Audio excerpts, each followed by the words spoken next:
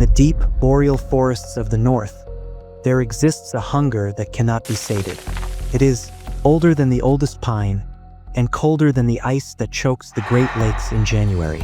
The Algonquian people have whispered its name for centuries, never shouting it, never invoking it casually. To name it is to invite it. The Wendigo. Western pop culture has tried to tame this entity. Movies paint it as a cryptid, a deer man walking on 2 legs, a physical beast you can shoot or trap. But the elders and the journals of the first desperate trappers tell a different story. They know the truth is far worse. The Wendigo is not just a monster. It is a pathogen. It is a spirit of absolute gluttony and greed that infects the mind long before it ever touches the flesh. It mimics human voices.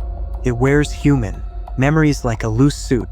It thrives in the silence of the deepest winter, waiting for the one thing that cracks the human soul open: isolation. This is the echoing feast. The Wendigo spoke to me in the voice of my dead kin. The Wendigo. I've never been a superstitious person. I work in logistics. My life is defined by spreadsheets, schedules, tangible realities, and the illusion of control. When my uncle Elias passed away last November, leaving me his cabin in the remotest corner of the Boundary Waters in Minnesota, I didn't think of ghosts. I didn't think of legends. I thought of property value.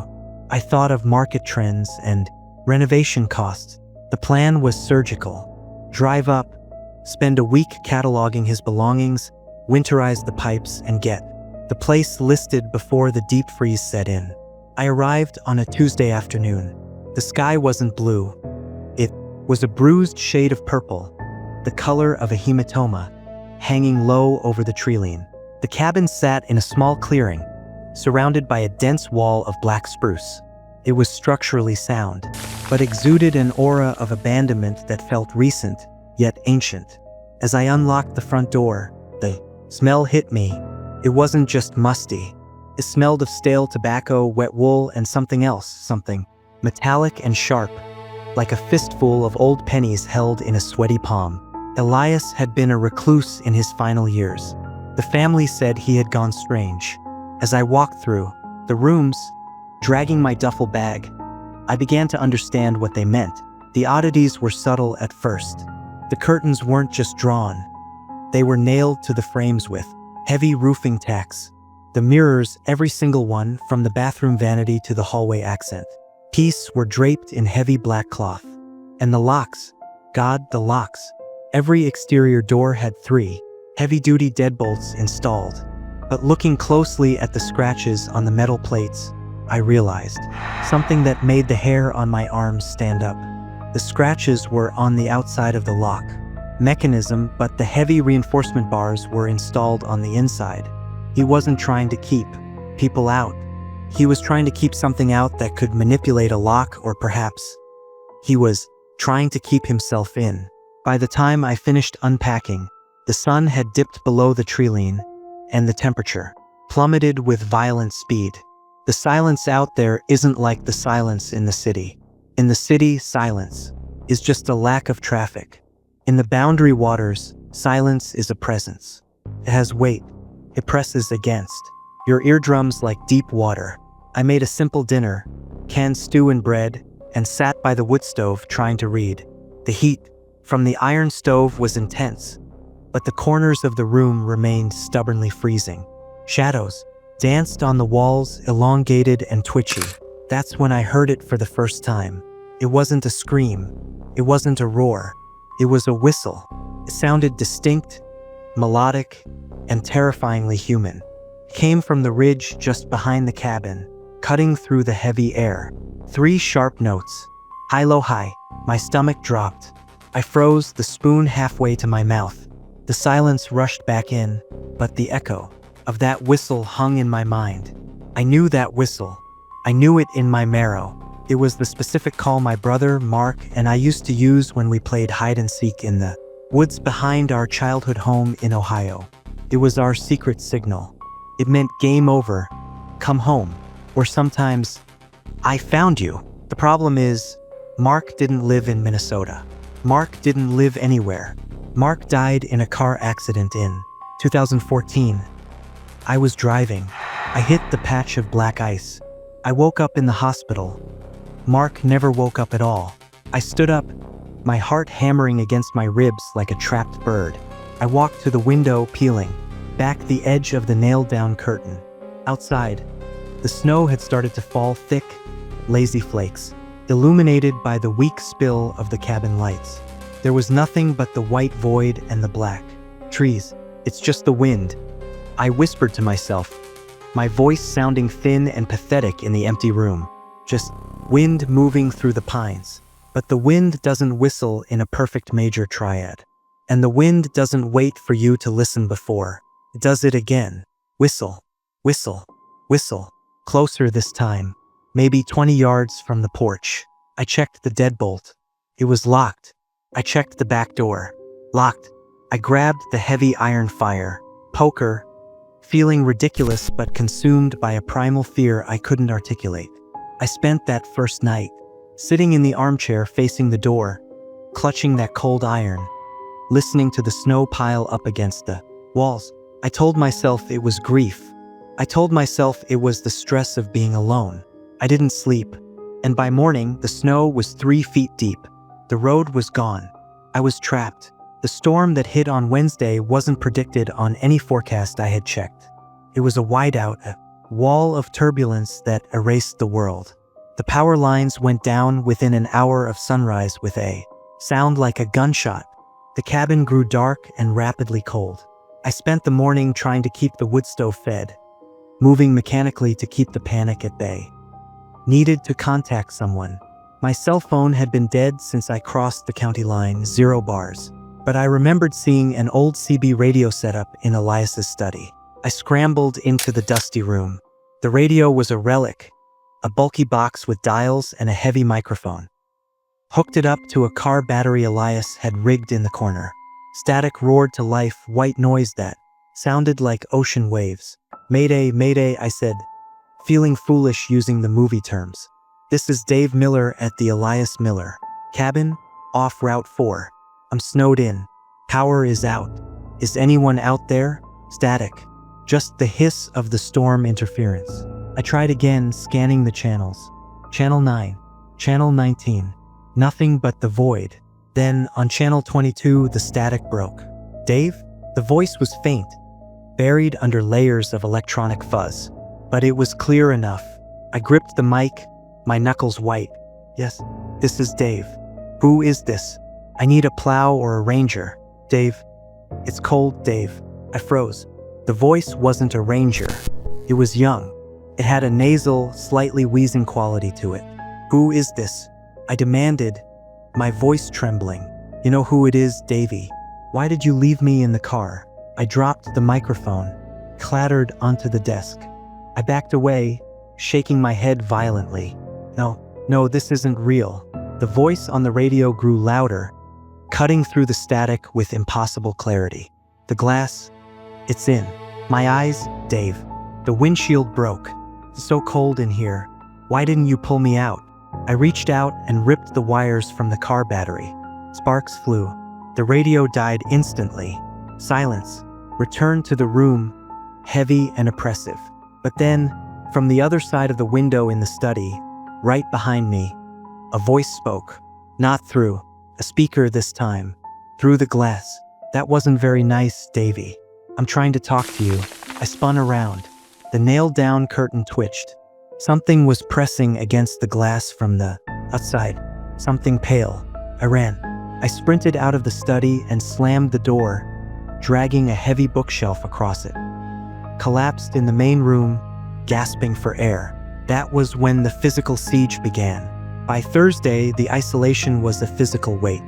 The snow was up to the windowsills. The cabin was a submarine buried in ice. I was hungry, but I couldn't eat. I had opened a can of beef stew, heated it on the stove, and taken a bite. The moment the meat touched my tongue, I gagged. Tasted like ash. Tasted like rot. I spat it into the fire, the smell of searing meat making me nauseous. To distract myself, I dug deeper into the cabin's secrets. I found Elias's journal tucked under the mattress of his bed, wrapped in oilcloth. The entries from the last 6 months were erratic. His handwriting, usually precise, had degraded into frantic scrawls. But it wasn't just ramblings. It was research. Clippings were pasted onto the pages. One clipping stood out. It was yellowed and brittle. The Yuba County Five, 1978. I knew the story vaguely. 5 men who vanished in the snow. But Elias had circled one paragraph in red ink. Ted Weiher starved to death. He had lost nearly 100 pounds. He was found wrapped in 8 sheets, his feet frostbitten, surrounded by enough sea rations to feed all 5 men for a year. He never opened the cans. Why? Next to it, Elias had written in shaky block letters, "The paralysis is the first stage. Convinces you that you don't deserve to eat. It convinces you that the food is poison, so you starve.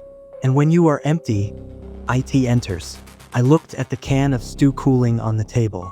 My stomach roared with hunger, a hollow, biting ache, but my mind recoiled at the thought of swallowing. It enters when you are empty. I forced myself to drink water, hot water from the kettle. It was the only thing I could keep down. As darkness fell on the 3rd night, the game escalated. The entity wasn't just whistling anymore. It was conversing. "Dave, open the door. I have Mom out here. She wants to see you." The voice came from the front porch. It sounded exactly like Mark. Casual, bored even. "Go to hell." I screamed, the sound tearing at my raw throat. "We're already there, brother." The voice shifted, deepening into a guttural growl that vibrated the floorboards. "You sent me there. You swerved. I saw you swerve. It was ice." I sobbed, huddled against the kitchen island, clutching the fire poker. "It was an accident, was it?" The voice was right against the door crack now. I could hear the wet smack of lips. "You were jealous, Dave. Mom loved me more. You knew it." The ice was just an excuse. It was gaslighting me. It was taking my deepest, most buried guilt, the intrusive thought I had fought in therapy for a decade, and weaponizing it. "Let me in, Dave. If you let me in, I forgive you. I'll make the cold stop. You're so hungry. I can fix that. We can eat together, just like old times." The doorknob rattled, not aggressively, gently, a lover's touch. I squeezed my eyes shut, rocking back and forth. Not real, not real, not real. Then a sound that broke me, the sound of fingernails tapping on glass. Tap, tap, tap. But it wasn't coming from the windows. It was coming from the mirror I had covered in the hallway, the mirror inside the house. I froze. The tapping continued, rhythmic and insistent, from beneath the black cloth of the hallway. Mirror. If it was tapping on the mirror, it was already inside, or it could project itself inside. I knew I couldn't stay in the main room. I needed a weapon better than a fire poker. I remembered Elias mentioning a shotgun in the cellar, a varmint gun he kept for coyotes. The cellar door was in the kitchen floor, a heavy wooden trapdoor. I crept toward it, my socks sliding on the cold linoleum.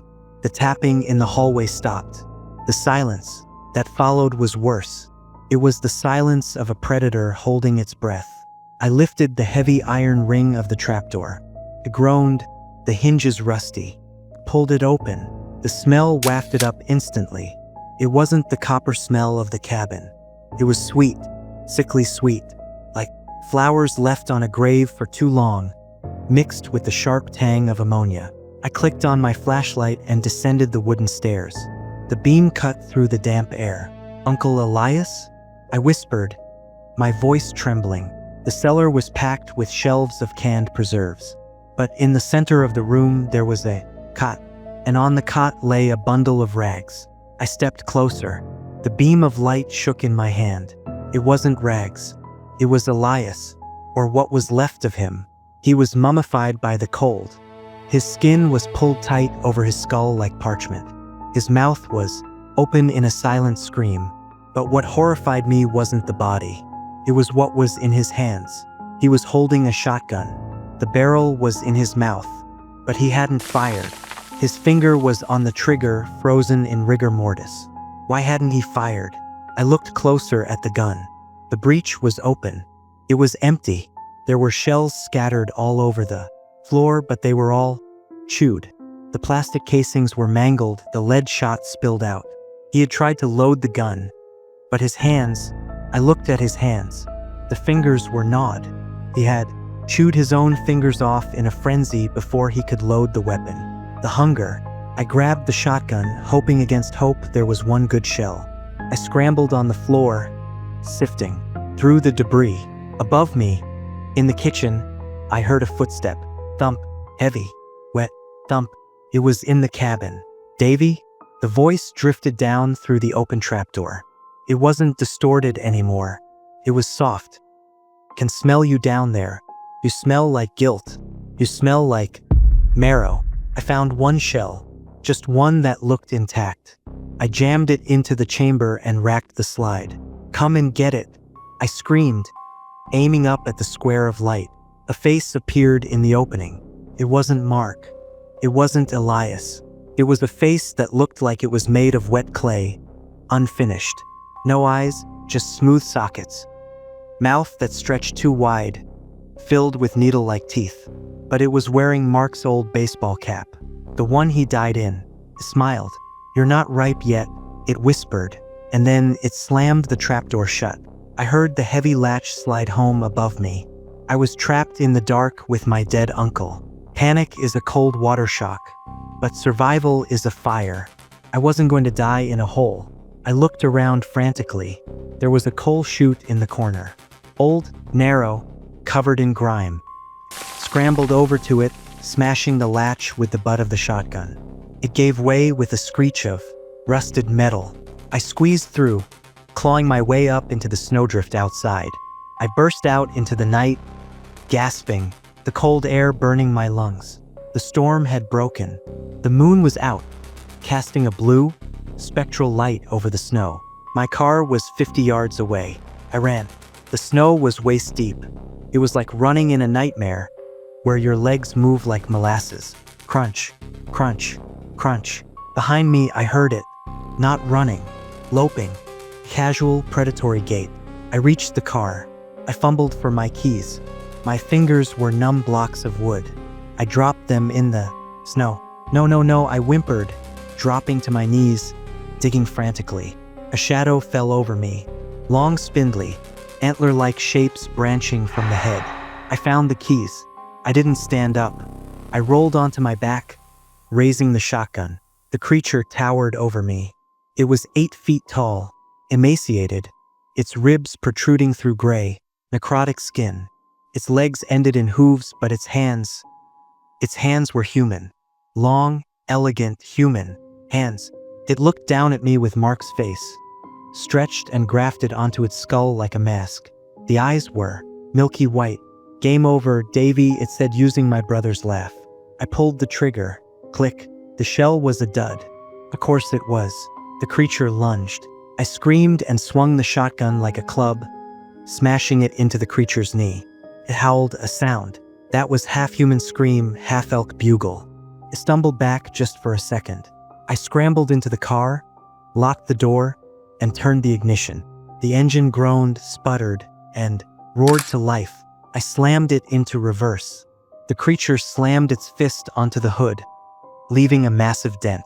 I floored. The tires spun, caught traction, and I shot backward down the logging road. As the headlights swept over the creature one last time, I saw it standing there in the blue moonlight. It wasn't chasing me. It was waving. It raised one long, gray hand and waved goodbye, a mimicry of a human farewell. I drove until the gas tank was empty. I ended up at a gas station in Duluth at 4 a.m. The attendant looked at me like I was a ghost. I probably looked like one. I sold the cabin to a logging company a week later. I signed the papers via mail. I never went back for my clothes. I never went back for the journal. I tried to tell myself it was hallucination. Hypothermia. The polar madness Elias wrote about. That's what the therapist says. She says survivor's guilt can manifest as psychosis. She says I projected Mark. onto a bear or a wolf. But logic doesn't explain the physical evidence.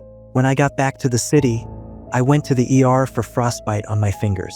The doctor was cleaning my hands, bandaging the tips. "Nasty bite you got there," he said casually. "Bite?" I asked, dazed. "From what?"